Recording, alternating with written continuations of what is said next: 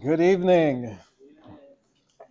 This is real Mesiras Nefesh to be here tonight during Trump's State of the Union. It's very impressive.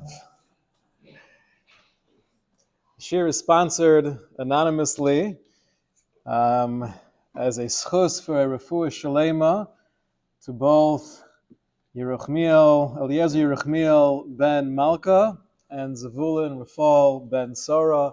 They should have a refuah shalema bekorov mamish. There was a conversation that took place between Rabbi Chia bar Abba and Rabbi Yochanan, and they were discussing an area of halacha. And Rabbi Chia bar Abba said to Rabbi Yochanan, "What exactly are you saying? It's really an explicit Mishnah. What are you adding to what we've already seen in the explicit Mishnah?" And Rabbi Yochanan says to Rabbi Chia bar Abba, Ilav de doli lo chaspa, if I did not remove the shard from over your eyes, lo mishkachas marganisa tusa, you would never have seen the beautiful pearl underneath it. Meaning to say, right, the question was, Rabbi Yochanan, what exactly are you adding to what we've already seen in a Mishnah? His response was, I'm not adding anything.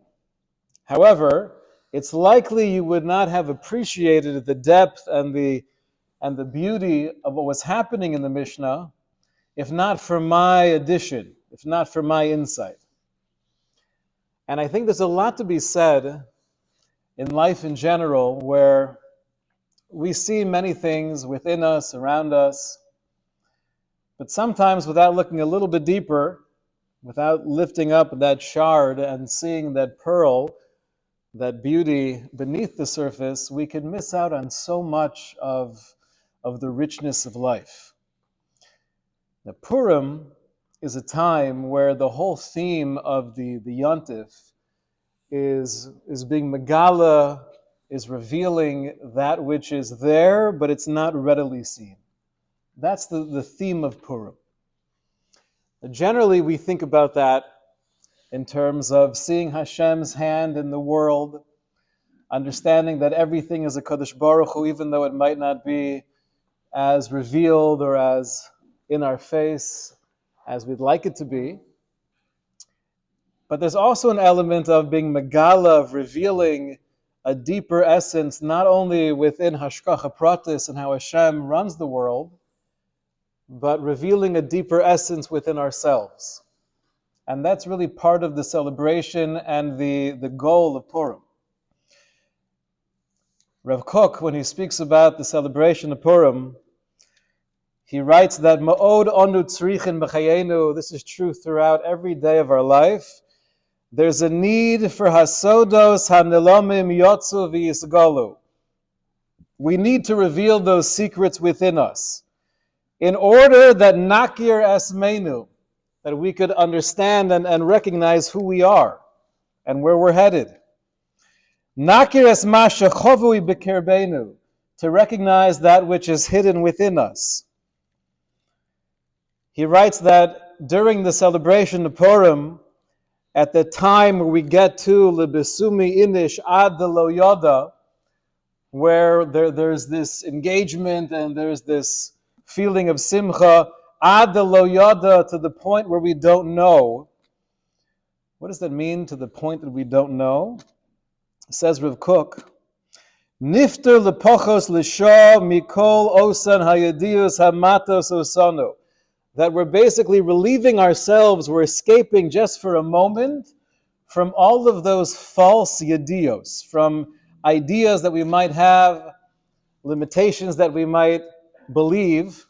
We're leaving those behind, and we're bringing out something that's so much deeper, a part of ourselves, a part of my essence that usually I don't get in touch with. Rav Kook concludes, he says, throughout the rest of the year, unfortunately, oftentimes we're under a different type of intoxication. We're intoxicated by all of the messages that we hear around us and we hear about us. And often we don't have that clarity, that connection to who we really are. Purim is a time where we're not only revealing HaKadosh Baruch Hu and everything that's happening within the world, but it's also a time where the goal is to reveal what's happening within ourselves. And it's an interesting concept, the notion of Hester Panim. Hester Panim means HaKadosh Baruch Hu is hiding his face. Rav Kook is telling us there's a personal Hester Panim as well, where I'm trying to find the reality within me that I might not be aware of. I'm trying to lift up those shards to see the beauty that's existing there that I just don't really see. Now this is true on a personal level and it's true on a national level. Just like we as individuals, we could lose our way and lose our sense of self, we could also act in a very foreign way as a nation.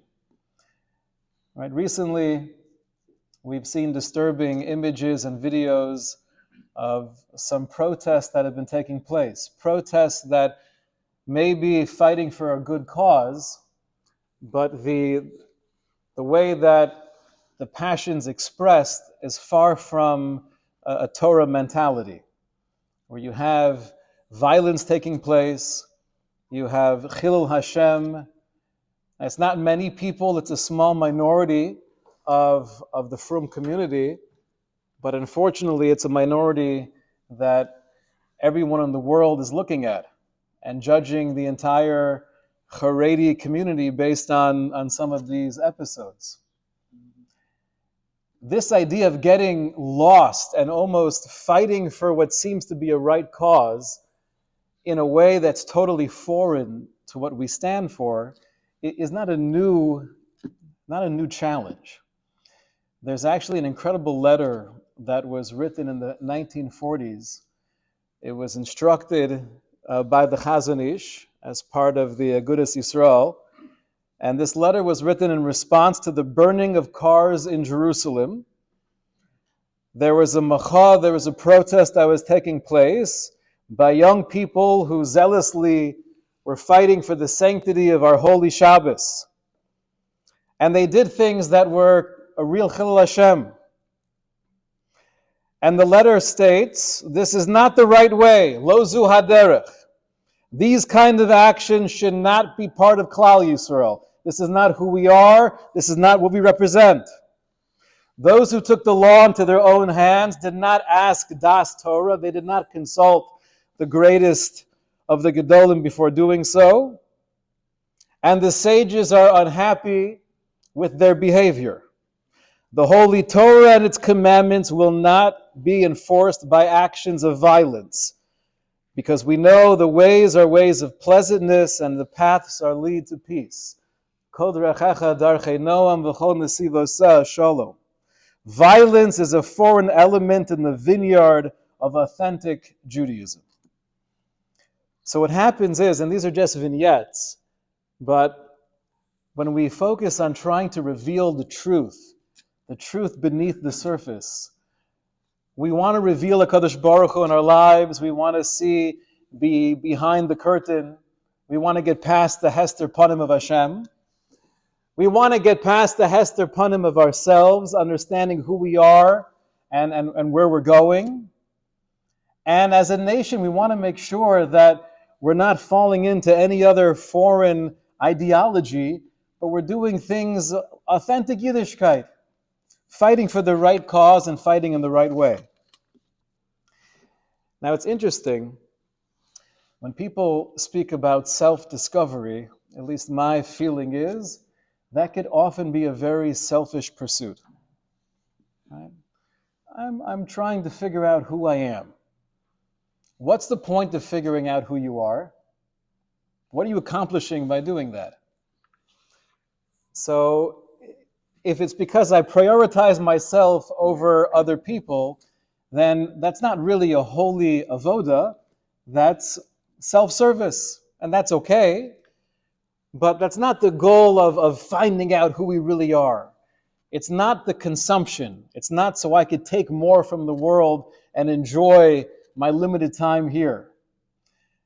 the notion of recognizing who I am, of finding that internal truth within me, is in order that I could actually maximize my potential, that I could be there for others, I could be an Eved Hashem in a real and genuine way. There's a beautiful letter that was composed by the Eish Kodesh, the Piazetzner Rebbe, where he speaks about the importance of learning more about ourselves, discovering who we are. And he says many people are into the notion of self-help, but if I'm not aware of the self, then it's very hard to help me. So he says a prerequisite in actually growing is gaining what he refers to as a havana, as an understanding of who I am. What makes me work? What motivates me? Rak tzarachu lahakir kol nafsho v'derechecha. I have to gain an understanding of what's going on internally. Then v'oz yeda eich l'shamesh ba. Then I'll know how to actually be an Eved Hashem in a healthy, productive, effective way. He goes on to quote the Noam Elimelech. He says, the Noam Elimelech writes that many Yidden, there are many of us who spend our whole lives thinking that we're growing. And this is a scary thought. We could spend our whole lives thinking that we're growing, but if we don't know who we are, I'm not actually changing anything that's real. He says a person could spend his whole life, he means well, but if I don't have a clarity on who I actually am and what I want and what am I able to give, then the whole thing is just a facade. The Noam Elimelech takes it one step further and he says that this goal of self-discovery is that not only will we know how to gain our own direction and clarity in our avodas Hashem, but it'll bring us to a recognition of the Borei Olam. It'll bring us to a recognition of Hashem as well. And that's an incredible insight. Right? Usually we view seeing Hashem more clearly in my life and finding myself, those are two very different journeys. Says the Noam Elimelech, if I actually find myself, if I'm able to delve a little bit deeper and figure out what's going on within me, why does this bother me? Why does this compel me? If I get a little bit of that glimpse into the inner workings of my neshama, that's actually the gateway of seeing HaKadosh Baruch Hu. Now, how does that work? So the Eish Kodesh says, because we know the neshama is the closest thing that we have in our experience to HaKadosh Baruch Hu. Every human being is made b'tselem Elokim, and therefore the more I'm able to get in touch with what's going on within me, that spark of godliness, that divine light that resides within me, so as I get closer to myself, as I figure out more who I am, parallel to that, I'm getting more of a clarity on who HaKadosh Baruch Hu is. So this notion of discovery, of self-awareness, is not just so I could feel that I know myself better.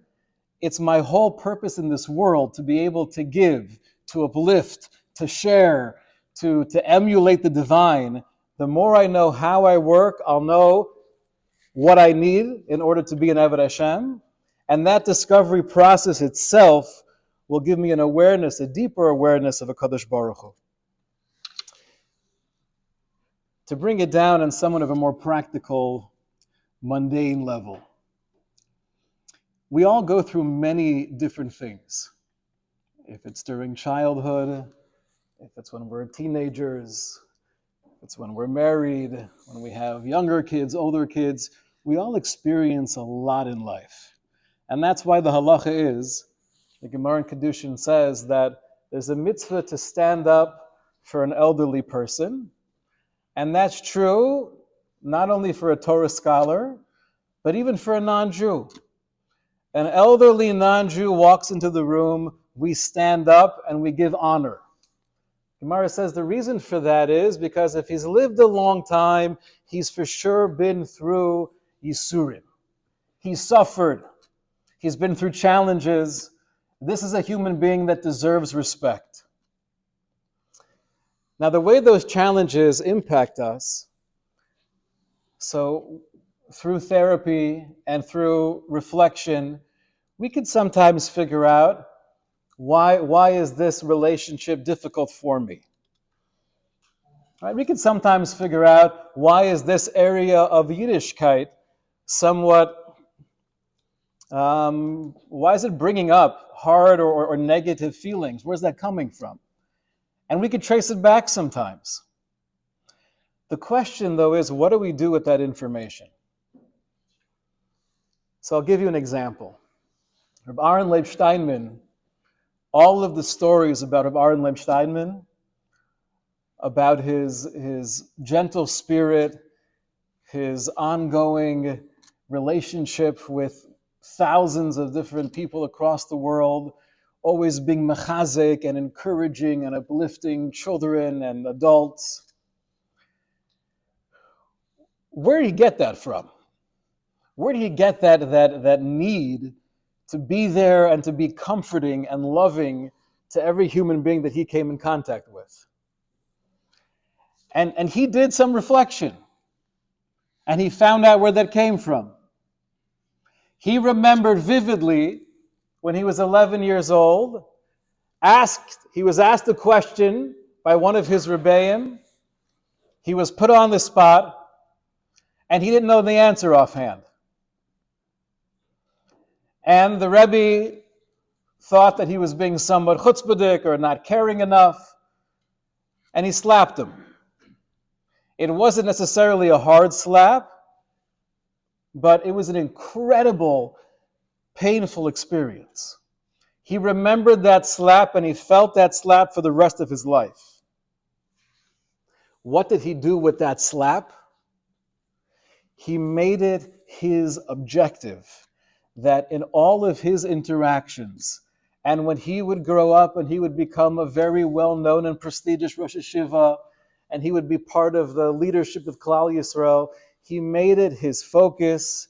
I am never going to allow that kind of pain, that kind of busha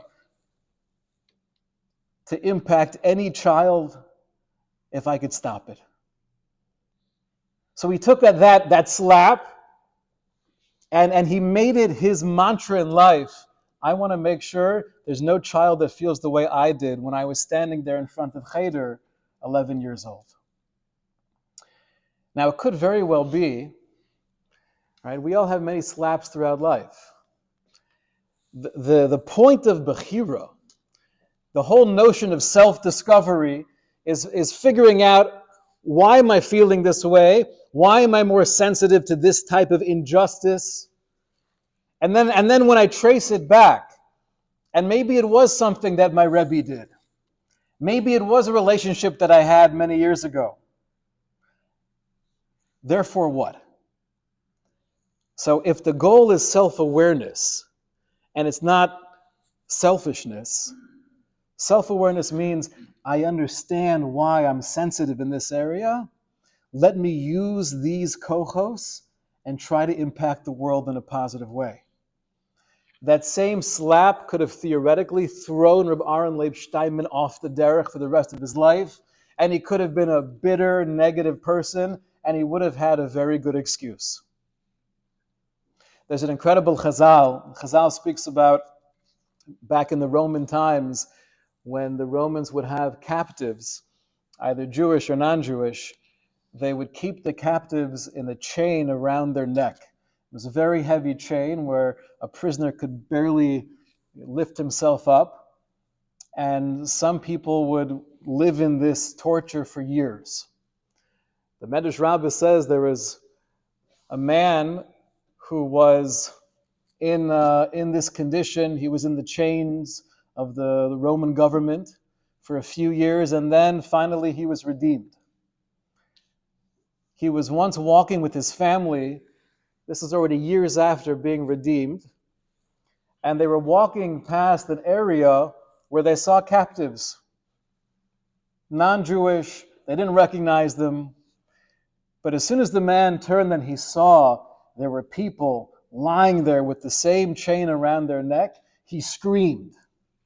And he screamed in a way, the Medrash says, that his family, they were taken aback. I understand it's a terrible sight, and we feel horrible for those people, but you don't know who they are. Why is it bothering you so much? And he said, because I lived that. When I lived through that torture and I see somebody else going through it, so I feel that pain in a whole different way. When you speak to a parent of a child where the child had to go through chemotherapy, even if Baruch Hashem, they're okay.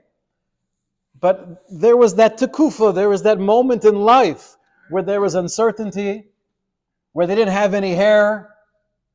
That stays with you forever.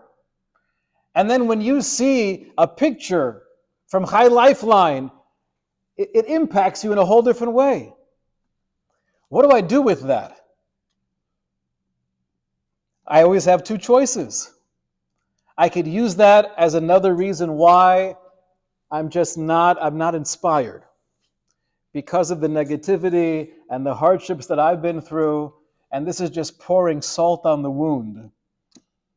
Or through that journey of self-discovery, I could find within me, there is a sensitivity here.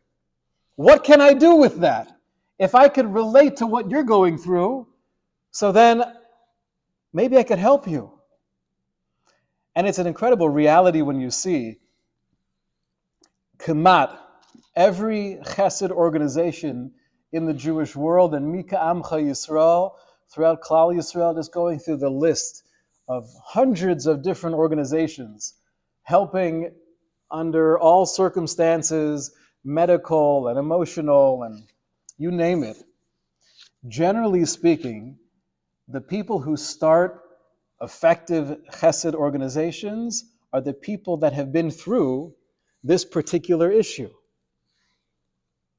I remember when we were in Michigan for my son's bone marrow transplant, and I found out that even within this realm of pediatric oncology, there were hundreds of different groups and organizations and people you could speak to. And there was one particular organization that somebody approached me, I remember vividly, somebody approached me and said, you know, the hospital here is actually promoting a special get-together where it's an organization focused on fathers of children who are going through this type of issue when the children are between 2 and 5. So I asked the question, wow, that sounds very nuanced. Is there another organization for fathers of children who are between 6 and 10? And she said, yes, everything is out there in the world. And you scratch a little bit beneath the surface, who are the people pouring in time and money and effort? Who are the people who are spending hundreds of thousands of dollars on helping with the recovery process? People who've been there. So the idea of self-discovery or self-awareness is, I know or I'm finding out more what moves me in order to take those kochos, to take that passion and channel it in the service of Hashem and the service of others. In the yeshiva Navardik in pre-war Europe, they had different parts of the year where they would work on different midos. And the tekufa, for about a month before Purim, was a period of time known as lo kam v'lo zo, which literally means he didn't stand up and he didn't move, which obviously comes from the response or the lack of response for Mordechai. In the Vardik, we know this is one of their main objectives in the school of Musar that they were teaching, is that in order to really find yourself and to maximize your avodas Hashem, you can't be swayed by pressure. And there's so many different types of pressure that convince us or that push us into a particular way of acting, of behavior. We have peer pressure, we have insecurities, we have financial pressure, we have to make the simcha like this. So many different things, a lachatz, where I feel forced, I'm pushed against the wall. This is the way I have to behave. This is the way I have to present, otherwise I may not be accepted. I may not have that same validation, and therefore I'm going to feel that void. And I don't want to feel insecure. I want to feel wanted and part of what everyone else is doing. And that could be the most dangerous thing in the world if I don't have that clarity of mind. What are my values? What's important to me? And who am I? That voice of who am I can be lost against that tidal wave of peer pressure. Now it's interesting when you look at the pasuk where the first time it speaks about Mordechai. Mordechai lo yichra v'lo yishtachava. He didn't bow down when Haman passed by. Lo yichra v'lo yishtachava is lashon osi. That means he will not bow down in the future. The author Navardik said that the reason why it uses the expression of Mordechai will not bow down is it's giving us a glimpse into the mindset of Mordechai. He understood there would be incredible pressure, not just from the fear or the intimidation of Haman, but if you could imagine, and Reb Dessler speaks about this, if you could imagine all of the other Jews at the time not fully appreciating why Mordechai wasn't bowing down, and also thinking that you're endangering our lives. The pressure he understood when he made that commitment, I'm not bowing down, he knew it would be incredible, it would be overwhelming, and therefore his mindset was, lo yishtachava, lo yichra v'lo yishtachava. I will not do this, meaning no matter how much pressure I'm faced with, this is something that I feel is the right move for me. I'm not going to tell Klal Yisrael not to bow down. Let them bow down. It's not usher. But for me, I'm making a commitment, mikan ve'elech, going forward. I'm not showing this man any respect. And then after the gezerah was made, after the decree was made to annihilate the Jewish people, and Haman walks by Mordechai again, there it uses a different expression. There it says, lo kam v'lo zah. He didn't stand up. V'lo zah means he didn't move. He didn't flinch. He didn't blink. Said the author of Navardik, at this stage you could imagine, right, the overwhelming crazy pressure, all of the hate that was directed towards Mordechai because of the position that he was taking, and the fact that many of the Jewish people were blaming him for this very horrific decree. So he knew he needed more power. And therefore, lo kam v'lo zah, he made sure not only was he going to refrain from bowing down, but derech kavod, but he made up his mind, I'm not going to move. I'm not going to flinch. Nobody should think, including myself, that I'm going to bend under pressure. If these are not my values, this is not what I believe in, this is not what I feel to be true, you're not going to sway me. It's that good old-fashioned Jewish stubbornness. When it's channeled in the right direction, we could use it for incredible things. So I think so much of the difficulty in finding that voice and discovering who we are and what we could tap into, how to use what we've been through, either the incredible experiences and the love and the support we've had in the past, or even some of those very difficult moments. How can I take all of my baggage, understand what's happening within me, and channel it towards the Ratzon Hashem? We can't be swayed by the pressure of what will I look like, the pressure of are they going to be talking about me, the pressure of what everyone else is doing, and this is how it's done. Lo kam v'lo zo. Reb Simcha Bunim of Peshischa, he said, how do you know? How do you know what's really you? Meaning the concept is nice. That Purim is about finding Hashem, it's looking back behind the Hester Panim and seeing HaKadosh Baruch Hu. And Purim is about finding that panemius within ourselves, as individuals, as a nation of Klal Yisrael. But how do I know what's really me? And sometimes, Reb Simcha Bunim said, there could be a sense of excitement that I want to do something, but it might be coming from an external place. It might not be coming from my panemius hanefesh. Because the heart has chadrei chadarim. There are many different places all throughout the human soul and the mind. Many things creep into our intellect, into our passion. How do we know what's really me, and how do I know if it's something that's really a foreign idea coming into my head? And there's one litmus test.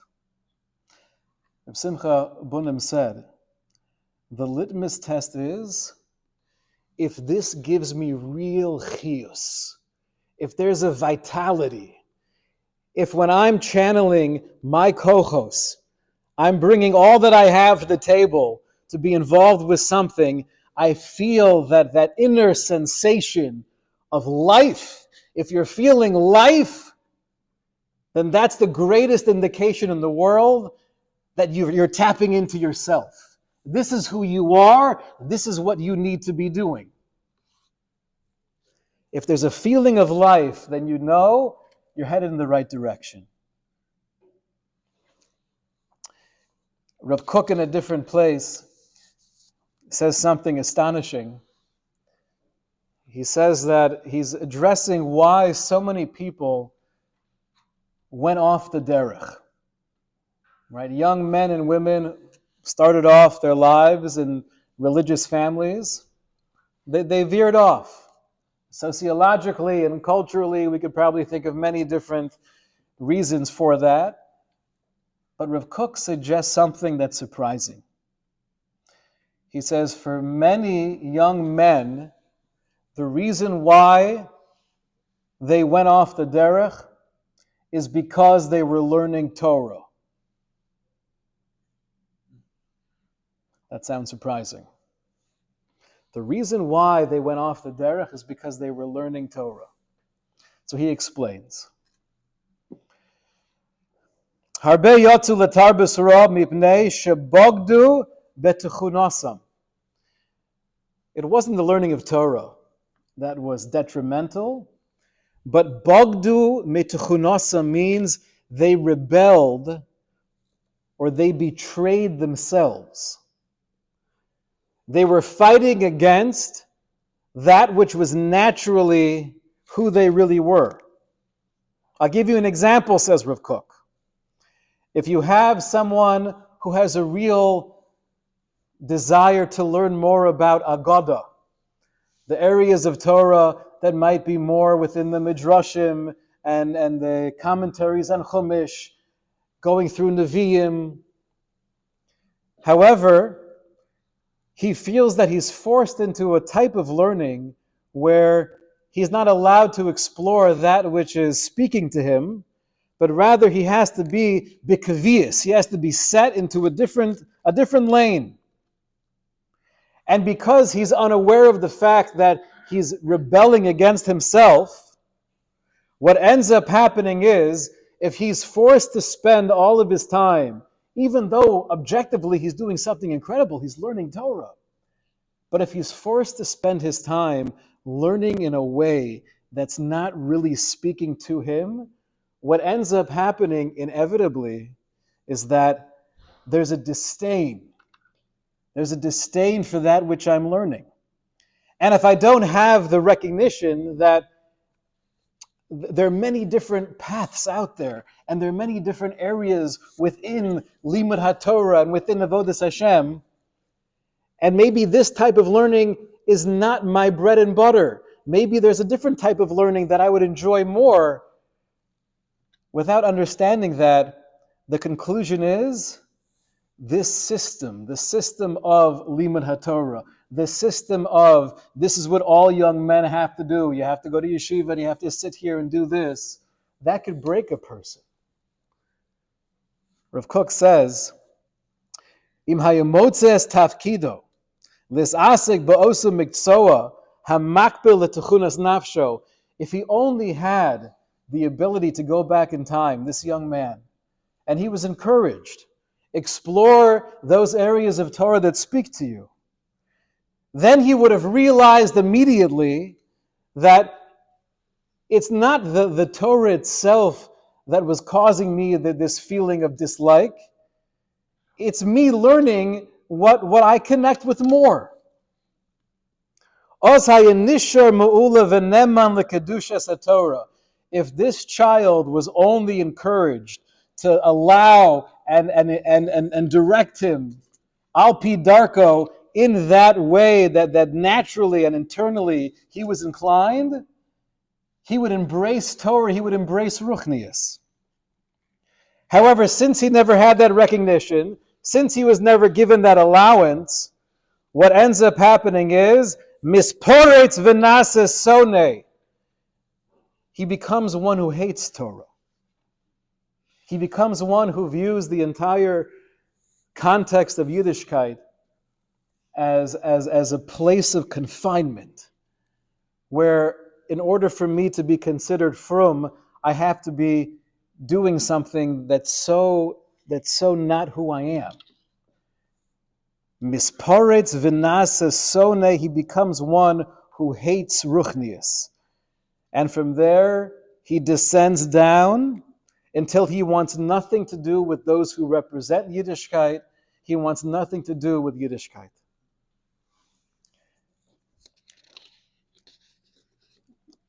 The amazing power in finding, in discovering what I need, and then using that as a vehicle for my avodas Hashem, it makes the difference in everything that we do. It makes the difference between feeling a disdain and a disconnect from all of that frumkeit, and it could transform my entire image of HaKadosh Baruch Hu and my image of mitzvos. See, everyone knows the story about the Netziv. This is a story that's told in elementary school when the Netziv was a little boy and he heard his parents talking about potentially sending him to a trade school because he wasn't getting into learning. And when he overheard that conversation, that was his turning point in life, and he committed himself to learn Torah. And then it ends happily ever after. Does anyone know what happened after that point in his life? That's not spoken about as much. When the Netziv was 10 or 11, and he overheard this conversation, so it's true that shook him up, so he decided to devote his life to learning. But you know what happened when he actually devoted his life to learning? He wasn't matzliach. He wasn't viewed as this incredible future gadol of Klal Yisrael. And even when he got married, his father-in-law was somewhat disappointed. This is documented. The father-in-law of the Netziv was somewhat disappointed to see who his daughter was marrying. He said, Nabuch, I was looking for one of the best guys in yeshiva, and she's marrying Naphtali. Okay, whatever. I'm sure he has good midos. It wasn't until years later, where his father-in-law was reading something that the Netziv wrote, that he had a little bit of an insight into the depth and the mind and the grasp of Torah the Netziv had. The Netziv, we know, became Rosh Hashiva in Volozhin, but the reason why he was never recognized for years, until he was much older, as someone who was a giant in Torah, is because he had a little bit of a different approach than many of his colleagues. Rav Kook, during a eulogy that he gave during the funeral of the Netziv, he spoke about the strength and the courage the Netziv had to continue on his derech halimud, the way that he was learning his methodology, which was quite different than many of the other more popular schools of learning Gemara. And it was because that he continued with that derech, he wasn't really appreciated. And he wasn't viewed as anyone special. But the fact that he had the gevura and the self-awareness, this is my neshama. This is who I am. This is what I need. And he stayed the course. That, says Rav Kook, that's what created the Netziv. The Netziv of Volozhin was created by the fact that he didn't give in to something that was more popular, but he understood who he was, what he needed, and how he could contribute to Klal Yisrael. So the celebration of Purim is Ad Lo Yalda. Ad Lo Yalda, meaning to say, hopefully, there should be at least a moment or two during the special time where some of those yedios, some of those mistaken beliefs that we might have are no longer reigning over us. The intoxication we have throughout the rest of the year of not really hearing our own voice, not really seeing HaKadosh Baruch Hu, not seeing how we ourselves can contribute in a meaningful way, that's all pushed aside. On Purim, it's a time we celebrate. We see Yad Hashem. We're Megala HaKadosh Baruch Hu. We reveal that which is usually Hester Panim. And the goal is to also find that within ourselves. Not because it's a selfish pursuit, but because it's a real self-discovery. When I know who I am, I know what I need, and I know how I can uplift and inspire and change the world. Have a wonderful Yontif. Shkoyach.